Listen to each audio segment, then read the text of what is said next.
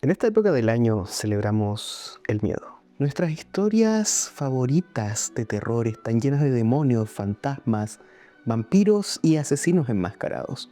Y todos ellos tienen algo en común. Todos ellos están profundamente interesados en nosotros. El asesino quiere matarte. El fantasma quiere asustarte. El demonio quiere tu alma. Drácula quiere tu sangre. En todas estas historias, la humanidad e incluso tú, el individuo, están en el centro del drama. El mal te necesita, te desea, te odia. Eres, en una palabra, importante. El terror gótico, en el fondo, es profundamente halagador. Confirma nuestro lugar en el centro del universo. Pero hay otro tipo de miedo. Un miedo más antiguo, más frío, más vasto. Un miedo que no grita, sino que susurra desde el abismo entre las estrellas. Un miedo que no dice te odio. Un miedo que ni siquiera sabe tu nombre. Hoy, para nuestro especial de Halloween, no vamos a hablar del mal. Vamos a hablar de la insignificancia. Vamos a explorar la filosofía más aterradora jamás concebida. El horror cósmico. Esta es la filosofía de Howard Philip Lovecraft. Es el terror de un universo que no solo es hostil, sino profundamente indiferente. La pregunta que nos guiará esta noche no es qué monstruos se esconden en tu armario. La pregunta es, ¿qué pasaría si descubrieras que todo tu mundo, tus amores, tus luchas, tus dioses y tus demonios son menos que un grano de polvo en un cosmos tan vasto e incomprensible que tu existencia es literalmente un error de redondeo? Lovecraft no era un simple escritor de cuentos de terror.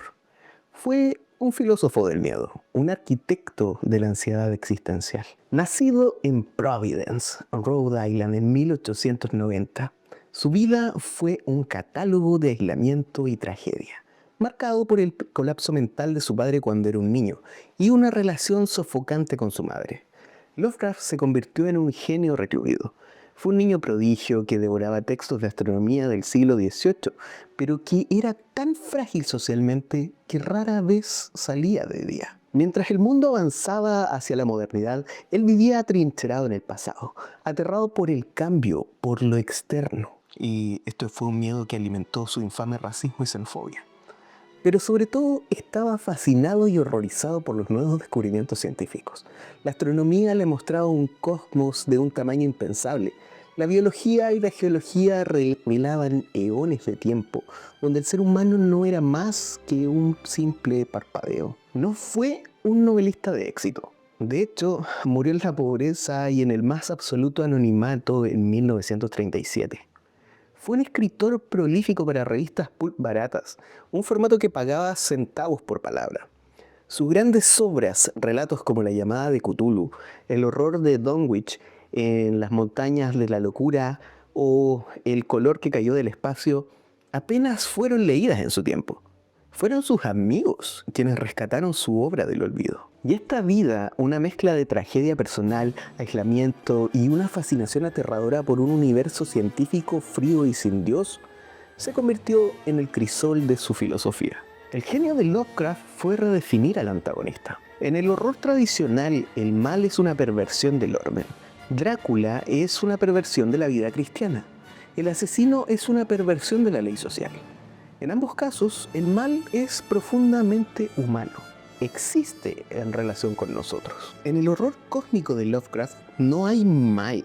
El mal implica un código moral, un plan, una intención, y para Lovecraft la intención es un concepto puramente humano. Su universo no es inmoral, es amoral. Pensemos en su creación más famosa, Cthulhu, o como se diga.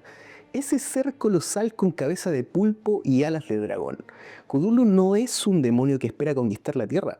Cthulhu duerme en la ciudad sumergida de R'lyeh. Y si un día se despierta y al moverse, su mera presencia borra a la civilización humana de la existencia, no sería un acto de guerra, sería un accidente. Será, como lo han descrito, lo mismo que si nosotros al caminar pisáramos un hormiguero. No odiamos a las hormigas, no tenemos un plan para ellas. Simplemente no las vimos, ni siquiera registramos sus destrucciones. Este es el primer pilar de su filosofía, el cosmicismo.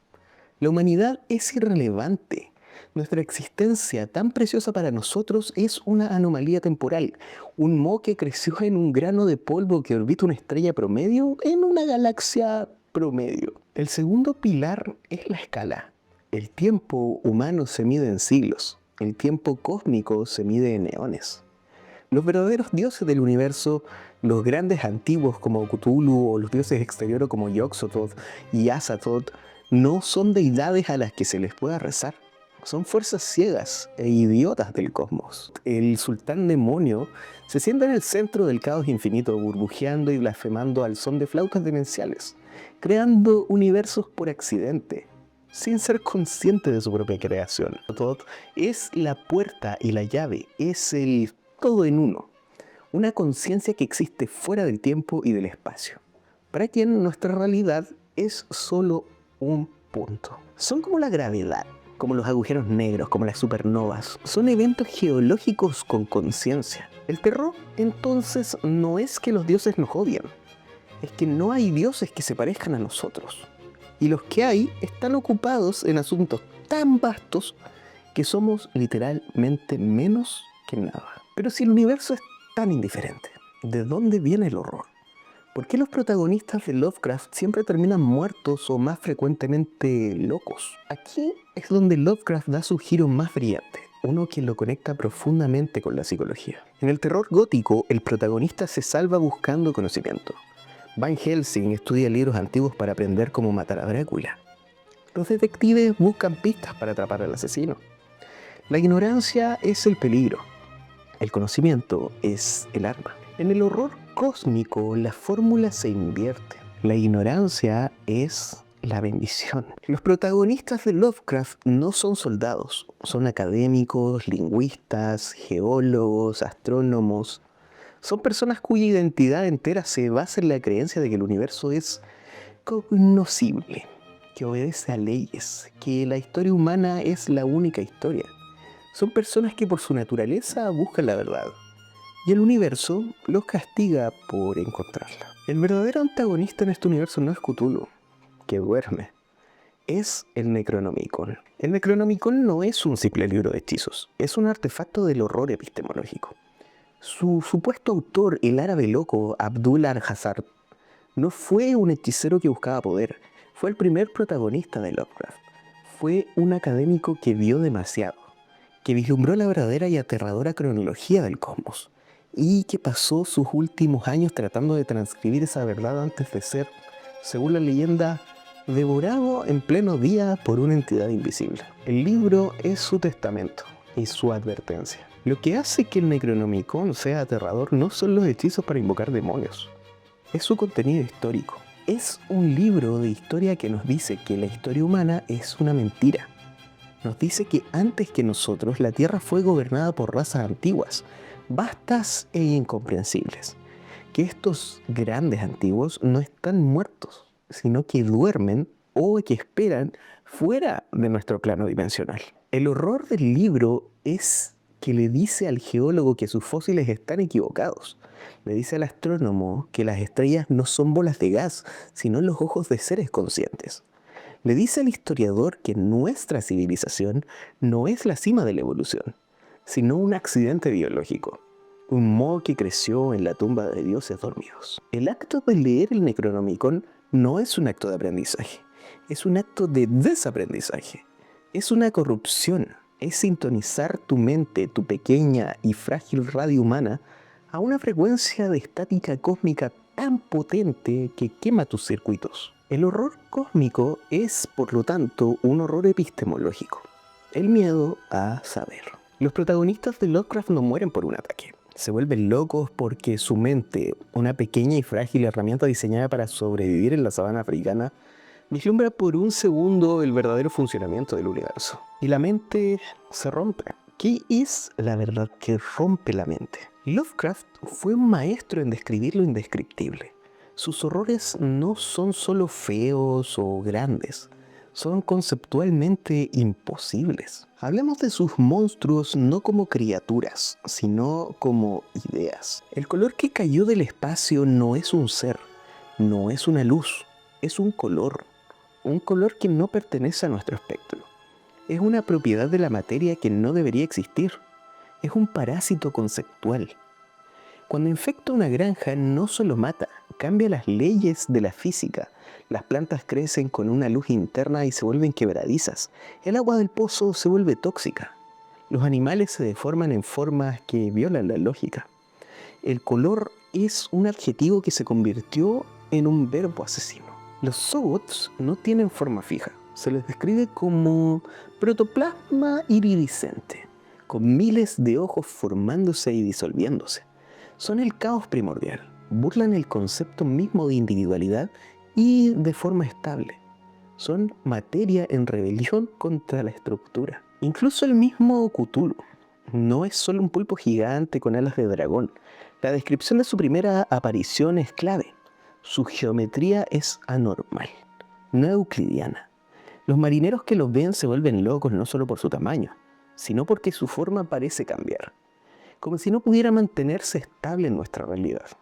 Es un ser tan vasto que nuestra física no puede contenerlo, y su mera presencia dobla la lógica a su alrededor. Y finalmente, quizás el más aterrador. No es una criatura en absoluto. Se le describe como el todo en uno y uno en todo. Es una conglomeración de globos iridiscentes. Él es la puerta. Él es la llave. Existe simultáneamente en todo el tiempo y el espacio. No es un monstruo que rompe las reglas de la geometría. Él es la geometría no euclidiana. Es una paradoja viviente. Esto no es solo una descripción poética. Es un ataque directo a las herramientas de la razón humana. Nuestra mente funciona sobre la base de la lógica euclidiana. Las líneas paralelas nunca se cruzan. Un objeto no puede estar en dos lugares a la vez. El tiempo fluye en una dirección. Los monstruos de Lovecraft violan estas leyes. Son la encarnación de la paradoja. Esto nos recuerda a la filosofía de Immanuel Kant. Kant argumentó que nuestra mente no es un lienzo en blanco. Viene con categorías preinstaladas para entender el mundo. Espacio, tiempo, causalidad. Percibimos el mundo a través de estos filtros. Esta es nuestra realidad fenoménica. Los monstruos de Lovecraft son la cosa en sí misma, nouménica, irrumpiendo violentamente en nuestro mundo fenoménico. Cuando un protagonista de Lovecraft ve un ángulo no euclidiano, o el color, o a Yog-Sothoth, no es que esté viendo algo feo, es que su cerebro, su software kantiano, está intentando procesar información que por su propia estructura no puede procesar. Es un error fatal del sistema. La locura entonces no es una enfermedad, no es una debilidad moral, es el resultado lógico de un sistema operativo. La mente humana que intenta ejecutar un archivo corrupto e infinitamente complejo. La locada es el colapso de la razón ante lo irracional. Y este universo irracional e indiferente nos arroja un abismo filosófico aún más profundo. Ese abismo filosófico en el que nos arroja este universo irracional e indiferente no es solo un truco de terror, es el diagnóstico de una devastación. Es la consecuencia inevitable de lo que acabamos de ver. Cuando la razón colapsa, cuando un protagonista de Lovecraft lee el Necronomicon o vislumbra a Cthulhu, no solo ve un monstruo, ve la prueba de que todo lo que la humanidad ha construido es una mentira. Nuestra religión, nuestra ciencia, nuestra moralidad, todo se basa en la suposición de que el universo es ordenado, que tiene un propósito y que nosotros estamos en su centro. El horror cósmico no solo refuta esa idea, se burla de ella. Y esta realización, este colapso total del significado, tiene un nombre: nihilismo. Es la idea de que la vida carece de propósito, valor o significado. El filósofo del siglo XIX, Friedrich Nietzsche, profetizó esta era. Él proclamó la muerte de Dios, el colapso de la estructura religiosa que daba sentido a Occidente, y advirtió que la humanidad, al quedarse sin su ancla moral, entraría en una profunda crisis. Nietzsche nos advirtió que si mirábamos fijamente el abismo nos devolvería la mirada. Lovecraft toma esa idea y la vuelve infinitamente más aterradora. En su universo, el abismo ni siquiera se molesta en mirar. El horror de Lovecraft no es que Dios esté muerto, es que Dios nunca existió. Y en su lugar En el trono del universo lo que se siente es Azathoth, el sultán demonio ciego idiota, que borbotea y blasfema en el centro del caos creando universos por accidente, al son de flautas enloquecedoras. Es la metáfora más brutal de un universo sin propósito. No hay un plan divino, no hay un logos, no sé, solo hay un caos idiota y accidental. Todas nuestras luchas, nuestra moralidad, nuestro arte, nuestra ciencia son solo el débil sonido de un hormiguero segundos antes de ser pisado por un caminante que ni siquiera nos ve. El horror cósmico, por lo tanto, no es el miedo al mal, es el miedo a la verdad. La verdad de que no hay un porqué. Este diagnóstico, el del universo nihilista, nos lleva inevitablemente a la siguiente pregunta. ¿Cómo vivimos? ¿Qué hace un ser humano que está programado para necesitar un propósito en un universo que estructuralmente no se lo da? Este choque es el corazón de la filosofía absurdista. Camus especialmente exploró esta idea. Él, como Lovecraft, vio la misma verdad. El universo es silencioso y racional, y no responde a nuestra desesperada necesidad de encontrarle un sentido. Este conflicto entre nuestra razón humana y la irracionalidad del mundo es el absurdo. Pero aquí es donde sus caminos se separan de forma trágica. Aquí es donde vemos por qué el horror de Lovecraft es tan paralizante. La respuesta de Camus al absurdo fue la rebelión. Su héroe, Sísifo, está condenado a empujar una roca cuesta arriba por la eternidad solo para verla caer. Camus dice que Sísifo puede ser feliz. ¿Por qué? Porque en el momento en que Sísifo acepta su destino inútil, pero elige conscientemente empujar la roca, está creando su propio significado. Se rebela contra el universo sin sentido a través de un acto de su propia voluntad. La respuesta de Lovecraft al absurdo es el colapso. Sus protagonistas no son héroes, son víctimas. ¿Por qué? Porque el absurdo que ellos descubren no es simplemente un universo silencioso, es un universo poblado por verdades tan vastas, tan alienígenas, tan conceptualmente violentas, que la mente humana ni siquiera puede procesarlas para rebelarse contra ellas. No puedes rebelarte contra Yog-Sothoth, no puedes encontrar tu propio significado en el color que cayó del espacio. Es un absurdo que no puedes humanizar.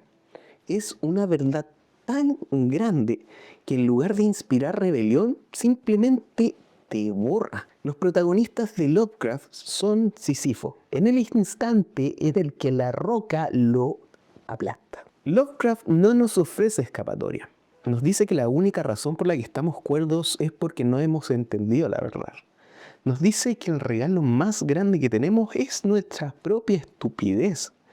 En sus propias palabras, la ciencia más misericordiosa del mundo, creo, es la incapacidad de la mente humana para correlacionar todos sus contenidos. Esta idea, que nuestra gordura depende de nuestra ignorancia, es la conclusión más aterradora de Lovecraft. Y ya no es solo una ficción de 1920, es la ansiedad fundamental que redefine nuestra era moderna. Nuestra era, una era, como veremos, se parece cada vez más a uno de sus cuentos. ¿Por qué Lovecraft resuena tanto hoy? ¿Por qué este escritor de principios del siglo XX, conocido por su prosa recargada y sus miedos personales, se ha convertido en el profeta de nuestro tiempo? La respuesta es que el horror cósmico no es solo un género. Es la respuesta a la pregunta fundamental: ¿qué es lo que más tememos? Y la respuesta que da Lovecraft es tan simple como devastadora. Tememos que nuestras herramientas más profundas de supervivencia sean inútiles. El horror cósmico nos ataca en tres niveles que definen nuestra humanidad. Primero, ataca nuestra razón. El cerebro humano es una máquina de buscar patrones. Es nuestra principal herramienta evolutiva. Vemos una sombra en la hierba y asumimos que es un depredador. Vemos las estrellas y trazamos constelaciones. Buscamos un logos, una razón, un orden. El horror cósmico presenta un universo que es fundamentalmente álogos, sin razón. Un universo de geometría no euclidiana, de colores imposibles, de dioses ciegos e imbéciles como Azathoth, nos demuestra un cosmos donde nuestras leyes de la física son meras sugerencias locales. El colapso de la razón que vivimos con los protagonistas no es un simple susto, es la anulación de nuestra mayor fortaleza. Es el miedo a la impotencia intelectual. Segundo, ataca nuestro ego. La conciencia humana está diseñada para ser el centro de su propia historia. Somos, por definición, los protagonistas de nuestras vidas. El horror gótico lo entiende y nos halaga. El demonio te quiere a ti, el asesino te persigue a ti. El odio al menos confirma tu existencia. Lovecraft presenta un universo que es radicalmente antiego. Sus entidades no nos odian, simplemente no nos ven. Cthulhu al despertar nos pisa como nosotros pisamos un hormiguero, sin intención, sin darnos cuenta. El horror cósmico es el único género de terror donde el protagonista descubre que no es el protagonista en absoluto. Es un extra insignificante en una película que ni siquiera entiende. Es el miedo a la irrelevancia. Y tercero, ataca nuestra búsqueda de significado. Cuando nos enfrentamos al sufrimiento, a la pérdida, al caos de la vida, nuestra última defensa es crear significado. Es la rebelión de Sísifo de la que hablamos. Creamos la filosofía, el arte, la religión, la familia, para darle un porqué a nuestro sufrimiento. El horror cósmico invalida este esfuerzo, nos dice que nuestro sufrimiento es tan insignificante como nuestra alegría. Nos presenta un universo donde la escala de tiempo, los eones, vuelve patético nuestro concepto de legado. ¿De qué sirve tu rebelión si el universo ni siquiera registra tu desafío? Es el miedo al vacío de significado. Es por eso que Lovecraft da miedo, porque su filosofía no es un ataque desde el exterior, es una implosión desde el interior.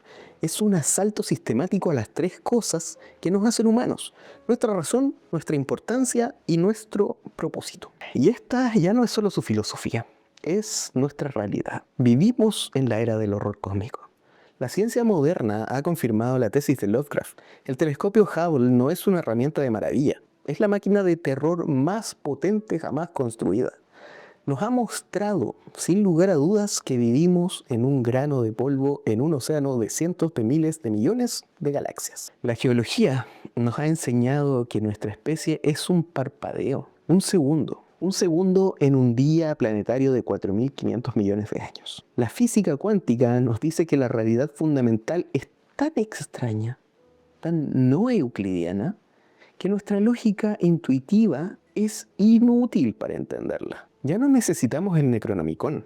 Tenemos a Carl Sagan, a Neil deGrasse Tyson, a Michio Kaku. Nos dicen que el universo es maravilloso, pero el subtexto es aterrador, es vasto, es antiguo y nosotros somos infinitesimales. El miedo de Lovecraft es el miedo del siglo XXI. El miedo a la insignificancia, el miedo a ser ahogado por la inmensidad de información, el miedo a que nuestras vidas tan importantes para nosotros no dejen ni una huella en el cosmos. Esta noche de Halloween podemos cerrar las cortinas y asustarnos con fantasmas y asesinos. Y podemos encontrar consuelo en ellos, porque al menos ellos nos ven. Al menos el vampiro nos desea. Al menos el asesino nos odia. Sus intereses validan nuestra importancia. Nos dan un papel que jugar en el drama. Pero el verdadero horror cósmico está ahí fuera. No es el monstruo que golpea tu puerta. Es el silencio absoluto del espacio exterior.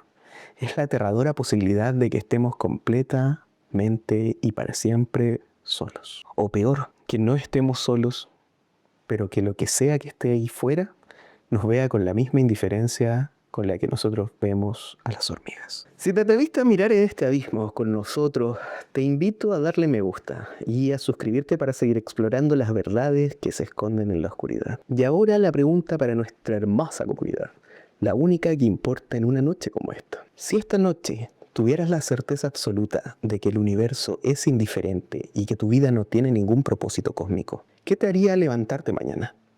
¿Dónde encontrarías tu propio significado en medio del caos? Soy Juan Carlos Bodoque y esta fue mi nota verde.